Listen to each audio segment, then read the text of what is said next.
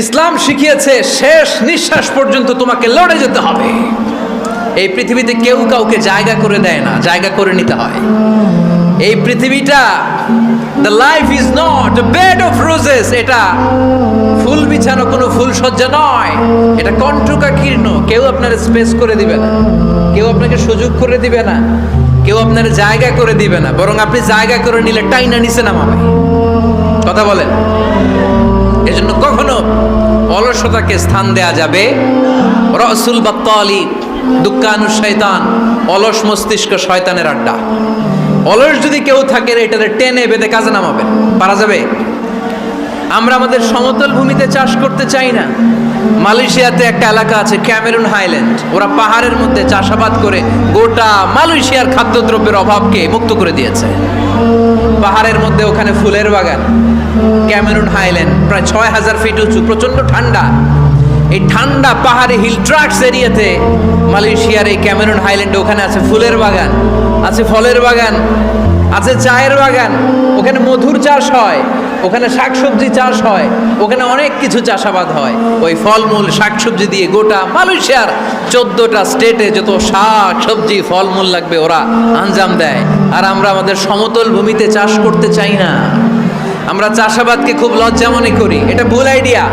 আমাদের যে এলাকা যেই জিনিসের জন্য বিখ্যাত ওইটাকে আমাদের ব্র্যান্ডিং করতে হবে। লক্ষ্মীপুর কিসের জন্য বিখ্যাত? নারিকেল সুপারি।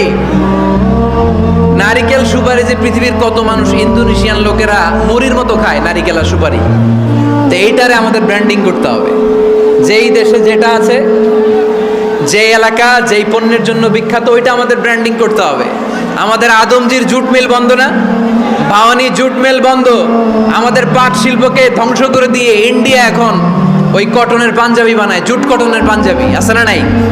পুরা বাংলাদেশের মার্কেট এই জুট কটনের পাঞ্জাবি দিয়ে সয়লাভ। আমাদের বাংলাদেশের পাট দিয়ে যদি আমরা মিহি পাঞ্জাবি বানাতে পারতাম, গোটা বিশ্ববাজারকে আমরা দখল করে নিতে পারতাম, ঠিক কিনা? এজন্য আমাদেরকে নতুন নতুন আইডিয়া জেনারেট করতে হবে। চাকরির পিছনে বসে থাকলে চলবে না। আর আজান যদি হয়ে যায় ছুটে যাব মসজিদে, আর নামাজ শেষ হলে আমরা আমাদের কাজের দিকে চলে যাব। চিল্লায় বলেন ঠিক কিনা? যেটাই করব আমরা ভালোভাবে করব, কাজ করে খেতে হবে। কাজে লজ্জা নেই, লজ্জা হচ্ছে অলসতায়। লজ্জা কিসে? আজকের আলোচনা থেকে এটা মুখস্থ করে নিতে হবে। কাজে লজ্জা নেই। লক্ষ্মীপুরের ইয়াংস্টারেরা শ্রমে লজ্জা নেই, পরিশ্রমে লজ্জা নেই, লজ্জা অলসতায়। লজ্জা কিসে? আরো জোরে। নবীরা কি এমনি এমনি বসে বসে খাইছে? কঠিন পরিস্থিতিতেও নবীরা পরিশ্রম করে উপার্জন করা লেগেছে, ঠিক কিনা? সাইয়েদনা মারিয়াম আলাইহিস সালাম, যার নামে আল্লাহ তাআলা কোরআনে একটা সূরা দিলেন, উনি পৃথিবীতে এমন একজন মহিয়সী নারী, যেই নারীর গর্ভে, যেই নারীর পেটের ভেতরে স্বামীর স্পর্শ ছাড়া সন্তান দিয়েছে কে? সাইয়েদনা ঈসা আলাইহিস সালাম পেটে আসলেন। মারিয়াম আলাইহিস সালাম লজ্জা পেলেন।